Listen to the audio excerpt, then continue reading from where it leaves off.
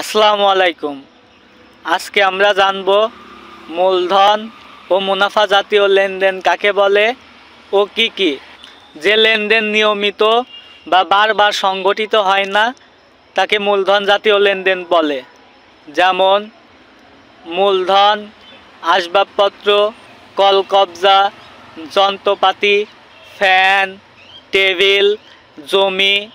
এই লেনদেনগুলো নিয়মিত বা বারবার সংগঠিত হয় না, তার জন্য এই লেনদেনগুলোকে মূলধন জাতীয় লেনদেন বলে।